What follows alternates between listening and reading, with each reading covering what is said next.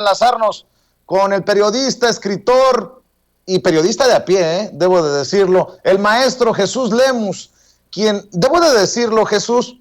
cuando hablamos de la posibilidad de que entraras a formar parte de la familia Sin Censura, tú siempre hablabas por los periodistas de a pie, los más vulnerables, los más desprotegidos, y siempre ha sido claro, Vicente, hay que echarle la mano para visualizar la situación de los periodistas que no tienen ni los recursos ni la protección, pero que están haciendo la chamba. Y por eso creo que hay que hablar de las amenazas a la prensa, que no solo son muchas, sino preocupantes. Y no solo es Azucena Oresti, sin restarle importancia a la amenaza en contra de ella. Hay 74 periodistas amenazados y bien dices, nadie da la cara por ellos hasta el momento. Jesús, te mando un abrazo y siempre mi reconocimiento por tú sí hablar y dar la cara por esos 74 compañeros amenazados. Gracias, te saludo con mucho gusto, mi querido Vicente. Disculpa que hoy el enlace sea nada más telefónico, porque bueno, también tengo problemas extraños con el internet, pero aquí estamos en la trinchera y agradeciente, como siempre, esta posibilidad de poder platicar contigo y con nuestra audiencia, que pues les gusta informarse bien y a fondo. Y sí, como tú lo señalas, mi querido Vicente, ha sido una decisión personal el meterme pues en estas lides de, no de defensor, pero sí por lo menos en que cada espacio que yo tengo, en cada posibilidad que yo tenga, en cada trinchera informativa, estar hablando justamente de los compañeros periodistas que están al margen prácticamente de la visión de las cúpulas del poder y de las cúpulas mediáticas,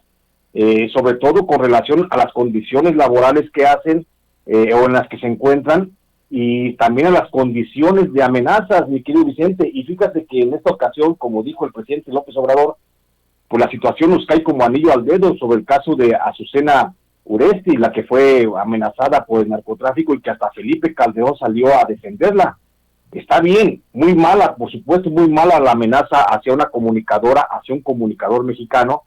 pero esa mamada de que el expresidente Felipe Calderón salga a decirse defensor de las causas justas, sí se me hace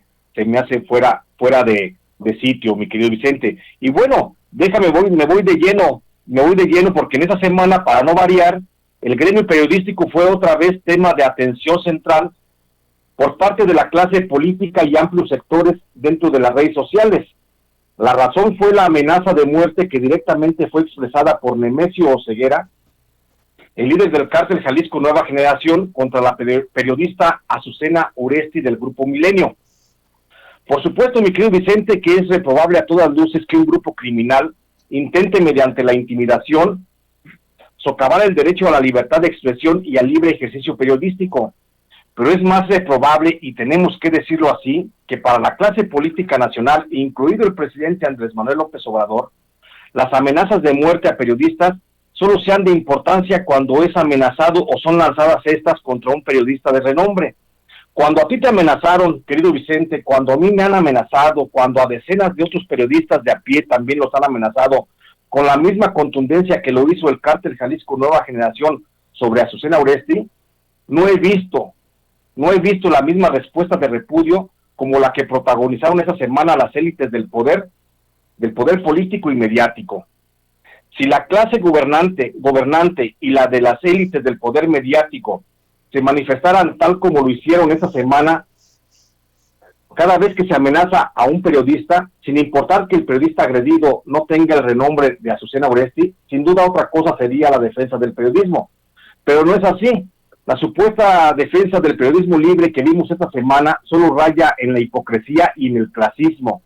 en donde lamentablemente también mi presidente Andrés Manuel López Obrador ha caído, pues hasta hoy no he visto al presidente de México repudiar otras amenazas de muerte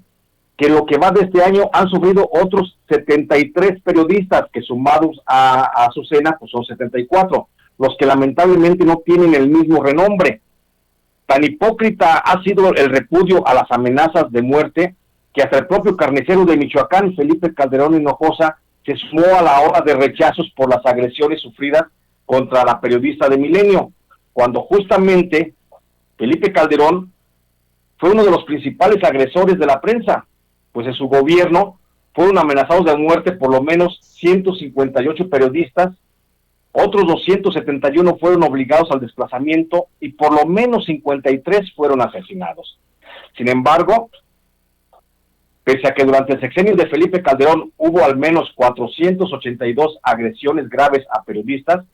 solo durante ese sexenio Felipe Calderón salió a repudiar 5 ataques, todos ellos por asesinato. Es decir, las agresiones de 477 comunicadores, aun cuando muchas de ellas fueron de muerte, simplemente no existieron o no fueron de importancia para el carnicero. Duele, pero es necesario decirlo, que el presidente Andrés Manuel López Obrador, aun cuando se ha dicho en contra del clasismo, también está incurriendo en ello, al menos en lo que hace al gremio periodístico, pues recriminó las amenazas de muerte contra Azucena Oresti, pero ha dejado de lado las amenazas que han sufrido por lo menos otros 174 comunicadores que han sido amenazados en lo que va de su gobierno. En el 2019 fueron 37 los periodistas amenazados y el presidente López Obrador no manifestó ninguna postura pública al respecto. En el 2020 se amenazó a 52 periodistas y el presidente López Obrador guardó silencio.